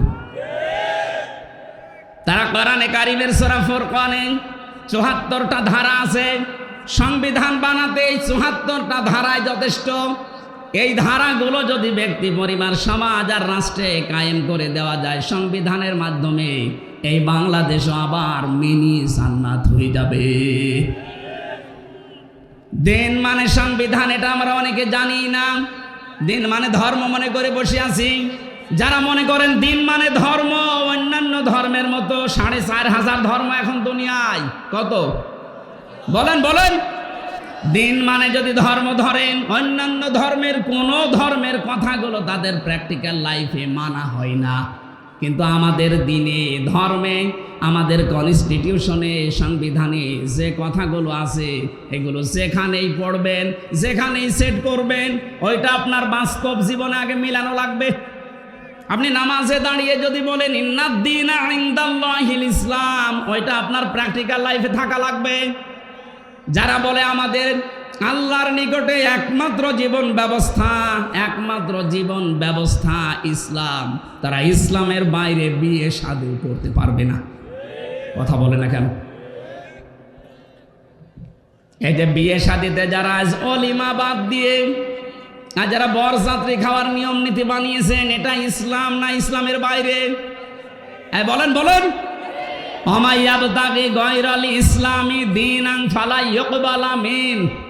এই পৃথিবীতে ইসলামের নিয়ম নীতি বাদ দিয়ে অন্য কোন নিয়ম দিয়ে কেউ যদি আমি আল্লাহকে রাজি করতে চাই, ফালা ইউকবালা মিন, ওর জীবনের কোনো ইবাদত বন্দেগী কবুল হচ্ছে না, হবে না। বলেন নাউজুবিল্লাহ। এই জীবনের ভেতরে বিয়ে শাদী আছে না নেই? আরো জোরে বলেন তো আছে না নেই? বিয়েতে আজ যারা ওলিমার সিস্টেম বাদ দিয়ে বরযাত্রী আরম্ভ করেছি আমরা, আমাদের বিয়ে কি ইসলামের ভেতরে না বাইরে? আজকে থেকে এই নিয়ম পাল্টাতে হবে। বিয়ে শাদী যদি করতে চাই, ছেলের বাড়িতে অনুষ্ঠান হবে, মেয়ের বাড়িতে না। আমি জানি আপনি মানবেন না, আমি বারবার বলছি, কারণ আমার 3টা মেয়ে ছেলে নেই। দাদা আমারে বাঁচা লাগবে না। আমি যা করেছিলাম, আমার শ্বশুর তো পেছনে আছি, যা করেছি ওটা বাদ, আমি যেন ধরা না খাই। আমাদের এই সিস্টেম ইসলামের ভেতরে নিয়ে আসা লাগবে, বিয়ে থেকে শুরু করে একেবারে আন্তর্জাতিক জীবন পর্যন্ত। ইসলামের বাইরে যেটা, ওটা আমরা মানি না। কথা বলেন ঠিক কিনা? এটা যদি শুধু বিয়ে শাদী হয়, এর বাইরে আর কিছু ইসলামে নেই বলেন? এই যে অর্থনীতি আজ ধ্বংস হয়ে গেছে, এস আলম গ্রুপ ইসলামী ব্যাংক থেকে ৭৫,০০০ কোটি টাকা আত্মসাৎ করেছে। আমাদের যদি ইসলামী অর্থনীতি দিন মনে হয়, এটা জীবন ব্যবস্থার ভেতরে মনে হয়, আজকে থেকে সুদ ভিত্তিক অর্থনীতি যত ব্যাংকিং ব্যবস্থা আছে সব ছেড়ে দেওয়া দরকার। সে সোনালী হোক, রূপালী হোক, চৈতালি হোক, যাই হোক, ইমানের দাবি পূরণের জন্য ইসলামী ব্যাংকে কারবার করেন। প্রশ্ন আসতে পারে, এটা কি সুদমুক্ত? যতদিন জাকাত ভিত্তিক অর্থনীতি রাষ্ট্রীয়ভাবে কায়েম না হবে, ততদিন পর্যন্ত এ দেশে ফেরেশতাও যদি ব্যাংক খোলে, সেও সুদ খাবে। তারপরে ওরা চেষ্টা চালিয়ে যাচ্ছে, ওদের যে ইসলামের যে অর্থনীতির নিয়ম নীতিগুলো আছে, বায়ে সালাম, বায়ে মুআজ্জাল, বায়ে ইস্তেসনা, মশারাকা, মোদারাবা, মোরাবাহা, এটা আবার প্রকার প্রকার ভাগ করা আছে। আপনি ইসলামী অর্থনীতিটা পড়ে ওদের সাথে মিলাবেন, মিলবে। হ্যাঁ, কিছু আন্তর্জাতিক এবং জাতীয় নিয়ম নীতি আছে, ওগুলো মানা লাগবে। এটা পূরণ করতে হলে রাষ্ট্রীয়ভাবে জাকাত লাগবে। জাকাত যতদিন না কায়েম হয়, ততদিন আপনি ইসলামী ব্যাংকে কারবার করেন, গোনা হলে ওদের হবে, ওদের শরিয়া বোর্ড আছে। এবার প্রশ্ন আসতে পারে, কেন? এইদিকে তাকান। বিশ্বনবী নিজে 13 বছর মক্কায় নির্যাতিত, অত্যাচারিত, জুলুমের শিকার হয়েছেন না হননি? আরো জোরে বলেন। বাকি 10 বছর মদিনায় তিনি প্রেসিডেন্ট ছিলেন, শোনেননি এটা? এই যে 13 বছর উনি কি নামাজ পড়েননি? কথা বলেন। মক্কায় যতদিনে 13 বছর নামাজ পড়লেন, মক্কায় নামাজ পড়াকালীন কাবা শরীফের দিকে নামাজ পড়েছিলেন। ওখানে 360টা মূর্তি ছিল। মূর্তি সামনে নিয়ে নামাজ হয় বলেন? তাহলে নবীজির 13 বছরের নামাজ হয়নি? আপনি নিজেই তো ধরা খেয়ে যাচ্ছেন। প্রথমে বললেন না, হয় না, এখন আবার বলছেন হয়। এখানে জবাব লুকিয়ে আছে। যতদিন পর্যন্ত এদেশে ইসলামী রাষ্ট্র প্রতিষ্ঠিত না হবে, ততদিন পর্যন্ত যদি ইসলামী ব্যাংকেও কারবার করেন, আপনার কারবারে গোনা হবে না, কারণ জাকাত রাষ্ট্রীয়ভাবে কায়েম নেই। যখন মদিনার মতো 10 বছর নবী প্রেসিডেন্ট হবেন, এই দেশটাও যখন 10 বছর কোরআন দিয়ে চলবে, তখন সুদ ভিত্তিক ব্যাংকগুলো এমনিতেই বন্ধ হয়ে যাবে। এবার আসেন তো, এলাকায় যারা টাকা ছেড়ে রাখেন, 1000 টাকা ছেড়ে রাখে, 1 মাস পরে 1100 টাকা করে পায়, 100 টাকা বেশি। এটা লাভ বলে, ইন্টারেস্ট বলে খান, এটা সুদ। বলেন না কেন? বলেন। এই সুদ যারা খাচ্ছেন, তারা মায়ের সাথে জেনা করছেন। এত বড় কঠিন গুনাহ হয়তো অনেকে জেনে বা না জেনে করছেন। আজকেই তাওবা করে আপনি বাদ দিয়ে দেবেন। জীবনে আপনি আর এই টাকা বেশি করে নেবেন না, যা আছে ওইটা নেবেন। 1000 টাকা, 100 টাকা বেশি নেবেন না। কারা কারা রাজি আছেন? হাত তোলেন তো। দেখেন, এই এলাকায় যে সুদ চলছে তার প্রমাণ এটা। থাক, আমি আশা করছি আপনি ছেড়ে দেবেন। আমাদের জন্যে আল্লাহ রাব্বুল আলামিন মনোনীত যেটা করেছেন তার নাম দিন, আর এই দিন যেটা, তার নাম ইসলাম। এই ইসলামের বাইরে যা করা হবে কখনো আল্লাহ কবুল। আরো জোরে বলেন। তাহলে প্রথম নম্বর অর্থ আমরা পেয়েছি আত্মসমর্পণ করা, আনুগত্য করা। আমি যে ইসলামে প্রবেশ করেছি তার প্রথম আলামত বলেন আনুগত্য, আত্মসমর্পণ। আপনি দেখবেন জীবনের প্রতিটি ক্ষেত্রে 2 নম্বরে ইখলাস লাগবে। জীবনে যে কোনো কাজ করতে গিয়ে যদি দেখেন যে হ্যাঁ আমার ইখলাস আছে, এই জন্য যারা একামতে দিনের দায়িত্ব এই দেশে পালন করে তাদের প্রথমে এই আয়াতটা পড়ানো হয়, উল ইন্না সলাতি ওয়া নুসুকি ওয়া মাহইয়ায়া ওয়া মামাতি লিল্লাহি রাব্বিল আলামিন। বলেন আল্লাহু আকবার। আল্লাহ পাক বলেন, নবী আপনি বলেন আমার নামাজ, আমার কোরবানি, আমার ত্যাগ তিতিক্ষা। নুসুক শব্দের অর্থ তিনটা, হজের ক্রিয়াকলাপ, কোরবানি এবং শারীরিক ইবাদত, এই তিনটাকে বলা হয় নুসুক।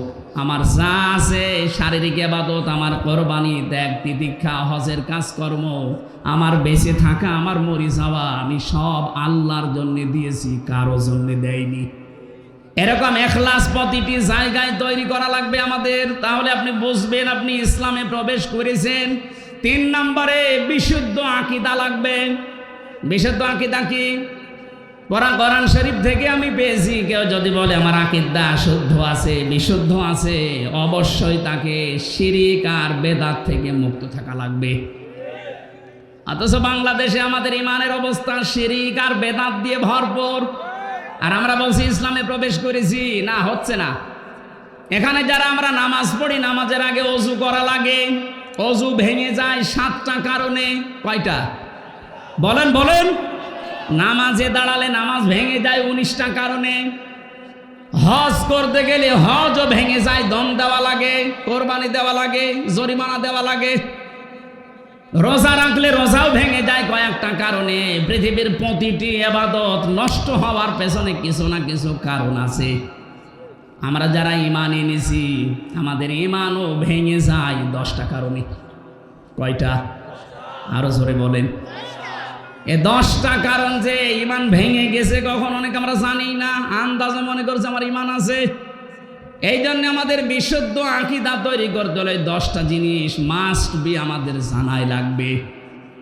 2 নম্বরে আমাদের ঈমানে যেন কখনো বেদাত প্রবেশ না করে। অথচ বেদাত এখন ঘরে ঘরে ছেয়ে গেছে। ইসলামের জন্যে কিছু করা এটা বেদাত নয়, ইসলামের মধ্যে কিছু করা বেদাত।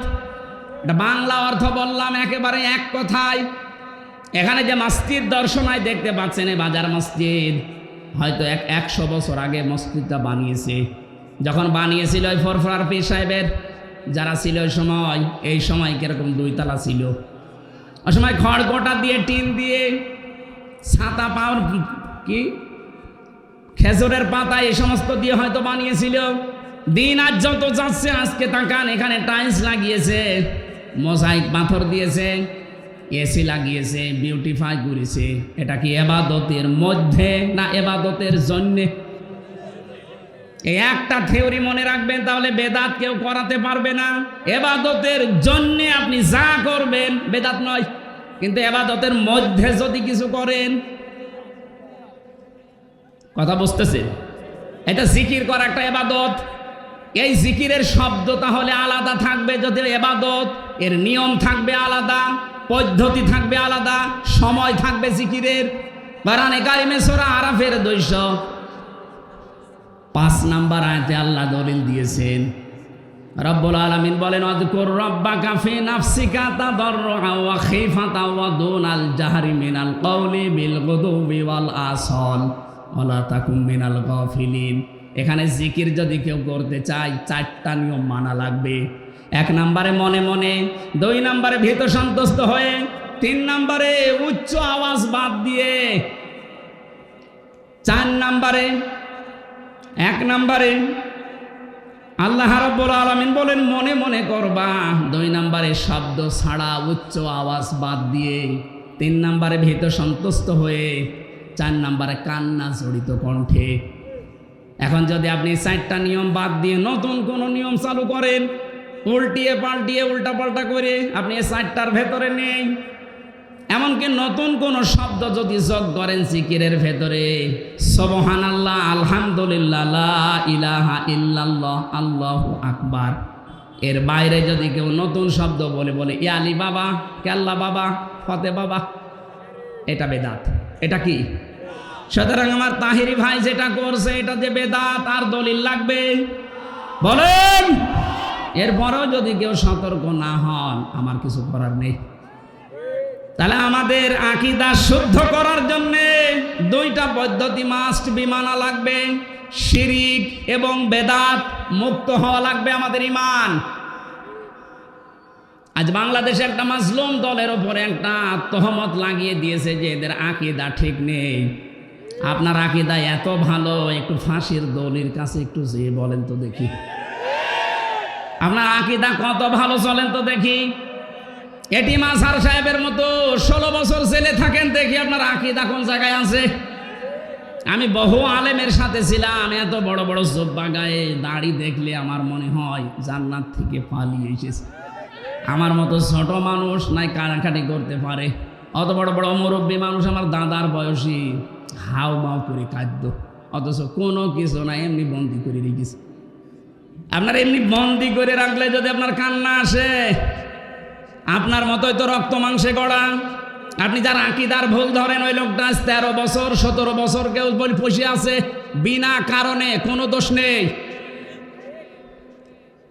আন্দাজে যদি কেউ তার উপরে এই তহমতগুলো লাগিয়ে দেয় যে না এ দোষ সে করেছে, কোনো মানুষ যদি কোনো অন্যায় না করে ওই দোষ তার উপরে চাপিয়ে দিলে সে যেন প্রকাশ্য পাপের বোঝা বহন করে। এখানে আকীদা খারাপ, এই জিকির বাদ দেওয়া লাগবে। এই পৃথিবীতে আকীদা তো তাদের সবচাইতে পরিষ্কার যারা শিরিক এবং বেদাত থেকে মুক্ত। বাংলাদেশের সবচাইতে বড় শিরিক হচ্ছে আল্লাহর ক্ষমতার সাথে অন্য কাউকে যোগ করা। এই বাংলাদেশে একটাই দল আপনি তাকান যারা বলেছিল ক্ষমতার উৎস আল্লাহ, এই কারণে তাদের নিবন্ধন বাতিল করে দিয়েছে। কেন রাজনৈতিক দল আর নেই? এত বড় বড় হুজুরদের দল আছে, কই তাদের ভেতরেতে এইটা পায়নি, তাদের তো নিবন্ধন বাতিল হয় না। যারা বলে ক্ষমতার উৎস জনগণ, তাদেরটা বাতিল হয় না। যারা বলে ক্ষমতার উৎস আল্লাহ, তাদেরটা বাতিল করে। আপনি আকীদা কোন জায়গা থেকে নিবেন? আকীদা আপনাকে আবার পড়ানো লাগবে। যে মানুষগুলো আল্লাহর অস্তিত্বে হাত দিয়েছিল, যে ক্ষমতার উৎস আল্লাহ, এ কথা বলার কারণে যাদের নিবন্ধন বাতিল হয়ে গিয়েছিল, মাত্র 5 দিনের ব্যবধানে আল্লাহ তাদেরকে বাতিল করে দিয়েছে।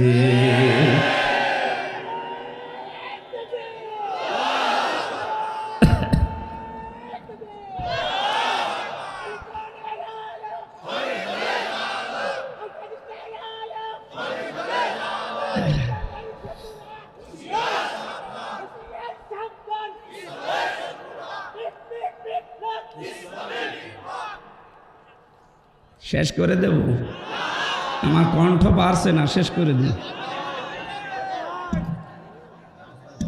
4 নাম্বারটা পেয়েছি আমি। কেউ যদি মনে করে আমি ইসলামে পরিপূর্ণ প্রবেশ করেছি, তাহলে তার চরিত্র হবে উত্তম চরিত্র। এই 53 বছরে প্রমাণ হয়ে গেছে বাংলাদেশে সবচাইতে চরিত্রের মানদণ্ডে উত্তীর্ণ যারা একামতে দ্বীনের দায়িত্ব পালন করে। এদের ভেতরে দুর্নীতি নেই, এদের ভেতরে জেনাখার নেই। এক কথা বলেন না কেন? এমনকি বিড়ি খোরও পাবেন না। এর চাইতে আবার কি প্রমাণ লাগবে আপনার?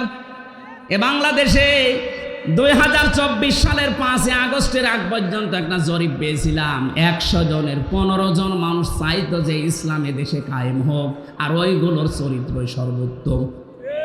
তারা পরীক্ষায় উত্তীর্ণ হয়ে গেছে। তাদের মেশিনের ভেতরে দেওয়া লাগে 6 মাস একাধারে এমন ভাবে ধাসে ধাসে তাদেরকে গড়ে তোলা হয়, এ মানুষগুলো একেবারে সর্বোচ্চ চূড়ায় পৌঁছিয়ে যায়। চরিত্র কাকে বলে, কত প্রকার কি কি মাওলানা নিজামী দেখিয়েছে। অনবীক্ষণ যন্ত্র নিয়ে 1 টাকা পর্যন্ত পাওয়া যায়নি। আমি গত পরশু দিনও ছিলাম নিজামী সাহেবের বাড়িতে। একটা মন্ত্রী, তার বাড়ি এখনো টিনের, আর একটা মেম্বারের বাড়ি 8 তলা পাওয়া গেছে এই পাবনাতে। একটা মেম্বার আর কোথায় একটা মন্ত্রী, মানে উত্তম চরিত্র খুঁজে পান না। অনেকে মনে করে বিশাল জুব্বা হামসার মতো গায়ে দিয়ে, পাগড়ি একটা মাথায় দিয়ে, হাতে তসবি নিয়ে শুধু আল্লাহ আল্লাহ করে, কোনো খেয়াল নেই, এইটা মনে হয় উত্তম চরিত্রের। অথচ এরকম বহু মানুষ আছে যাদের চরিত্র শয়তানের চাইতেও খারাপ। আমি এবার একটা গোপন কথা বলছি, নাকি রাগ করবেন? চরিত্র যদি আমি সহ যারা এসেছি, সে যে বয়সের লোক হোক, যদি সংশোধন করতে চান, পবিত্র করে রাখতে চান, 2টা ঔষধ মানা লাগবে। সূরা নূর 18 নম্বর পারা 12 নম্বর পৃষ্ঠা 7 নম্বর লাইনের 30 নম্বর আয়াতে আল্লাহ বলেন, কুল্লিল মুমিনিনা ইয়াগুদ্দু মিন আবসারিহিম ওয়া ইয়াহফাযু ফুরুজাহুম যালিকা আযকা লাহুম ইন্নাল্লাহা খাবীরুম বিমা ইয়াসনাউন। হে নবী, আপনি মুমিন পুরুষদেরকে বলেন তারা যেন তাদের চক্ষুকে নিম্নগামী করে, 2 নম্বরে তাদের লজ্জা স্থান হেফাজত করে। এই 2টা যদি ওরা কন্ট্রোলে রাখতে পারে, এইটা তাদের চরিত্রকে পবিত্র পরিষ্কার করে রাখবে। দর্শনাবাসী, আপনাদের এখানে বহুদিন ছিলাম, এই জন্য আপনাদেরকে খুব ভালোবাসি বেশি। আমি সহ যারা এখানে আজকে এসেছি, নারী পুরুষ, আজকে থেকে আমাদের এই চোখ 14 জন নারী বাদ দিয়ে নিম্নগামী করে রাখা লাগবে। 14 জনের ভেতরে নিজের আপন মা, ওই নাম ডাকা মা না, আপন খালা, আপন ফুফু, নিজের মেয়ে, বোনের মেয়ে, ভাইয়ের মেয়ে, এরকম 14 জন মহিলা আছে। তাদের বাদ দিয়ে বাকি দুনিয়ায় যত মহিলা আছে তাদের দেখলেই চোখ নিম্নগামী করা লাগবে। 2 নম্বরে লজ্জা স্থানের হেফাজত করা দরকার। এটা আজকে বহু চেষ্টা চালিয়েছিল আমাদের পাশের প্রতিবেশীরা, মোবাইল পর্যন্ত ওপেন করে দিয়ে আকাশ সংস্কৃতির নামে ওরা পিন আপ করা পত্রিকাগুলো আমাদের দেশে পাঠিয়ে চরিত্র যেন ধ্বংস হয়ে যায়, লজ্জাস্থান যেন হেফাজত না থাকে, এই চেষ্টা করত, কিন্তু সফল হতে পারেনি। এখনো পর্যন্ত যেহেতু পারেনি, আর সামনে পারবে না।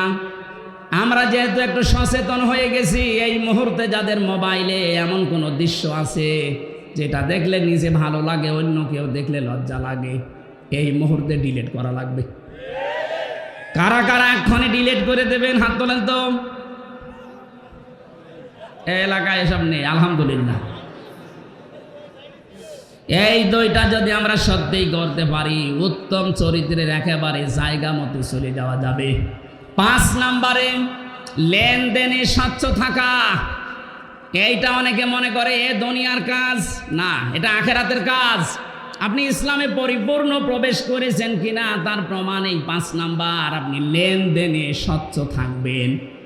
আজ হাজারো মানুষ দেখি কোনো দোকানে যদি একবার বাকি করে, ও জীবনেরও দোকানের সামনে যায় না। আপনার লেনদেন স্বচ্ছ থাকা লাগবে। কারো কাছ থেকে আপনি বাকি নিয়েছেন, ধার নিয়েছেন, নির্ধারিত সময়ে শোধ না দিয়ে খালি ঘোরান, আর টাকা চাইলে বলেন কয় টাকা পাও, কয় টাকা পাও মানে আপনি টাকা নিয়েছেন, টাকা শোধ দেবেন না কেন? আপনার নামাজ, রোজা, যাকাত, হজ সব মাঠে মারা যাবে। লেনদেন স্বচ্ছ থাকা, এটা ইসলামে প্রবেশ করার 5 নাম্বার আলামত। এটা আজ হাজারো মানুষের ভেতরে নেই।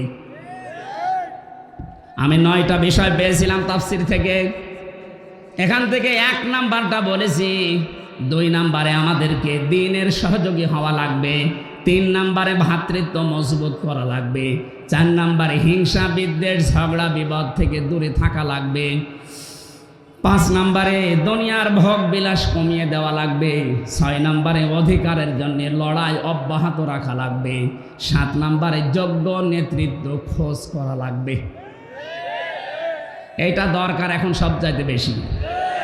যোগ্য নেতৃত্ব খোঁজ করার দায়িত্ব আল্লাহ দিয়েছেন আমাদের। বানি ইসরাইলি আছে, যোগ্য নেতৃত্বের সর্বপ্রথম গুণাগুণ হবে কোনো মহিলা নেতা হতে পারবে না। লা ইয়াফলিহা কওমুন, নবীজি বলেন কখনো সফল হবে না ওই জাতি যে জাতি তার নেতৃত্বে কোনো মহিলাকে বসিয়েছে, যাকে অভিশাপ থেকে আল্লাহ আমাদেরকে বাঁচিয়েছেন। এখন যেন আর কেউ ঘুরিয়ে না আসে। 8 নাম্বারে পেয়েছি শোরা ব্যবস্থা চালু করা লাগবে, পরামর্শের ভিত্তিতে কাজ করা। 9 নাম্বারে শত্রুকে শত্রু মনে করা লাগবে। এটা আজ আমরা অনেকে মনে না করে আর কি।